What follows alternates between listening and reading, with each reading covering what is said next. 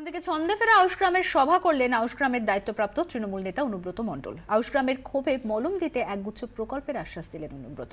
একই সঙ্গে দলীয় কর্মীদের জানিয়ে দিলেন সাধারণ মানুষকে চোখ রাঙানো যাবে না, দলীয় পদ ব্যবহার করে সুবিধা নেওয়া যাবে না।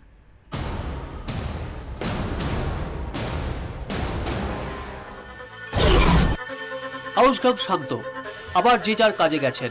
খুলেছে দোকানপাট, ফাঁকা রাস্তায় আবার লোকজন, চলছে গাড়ি, স্কুলে গেছে পড়ুয়ারা।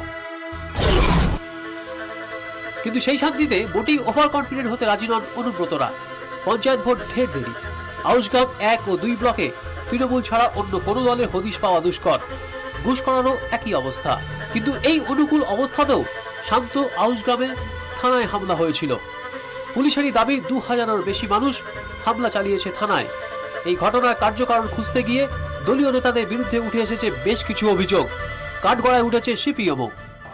পার্টির পোর্টফোলিও নিয়ে যদি ভাবেন দালালি করব, তার কিন্তু লকআপ।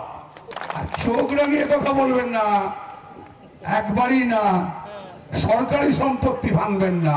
উঠেছে গোষ্ঠী কোন্দলের কথা। মানুষের কোনো দোষ নাই, সেই দিন যে মানুষগুলো ছিল তাদের কোনো দোষ নাই। দোষ কে জানেন? কয়েকটা সিপিএম এর লিডার, একটা বুড়ো ভ্যান, এদের দোষ। সাধারণ মানুষের কোনো দোষ নাই। আউশগ্রামে সভা ছিল অনুব্রত মণ্ডলের। সভাতে বোঝালেন ভোটে জিতছে তৃণমূলই। সামনে পঞ্চায়েত নির্বাচন, আমরা তো পঞ্চায়েত নির্বাচন, আমরা তো রেডি। জোরে বলুন না, রেডি না রেডি? কিভাবে রেডি?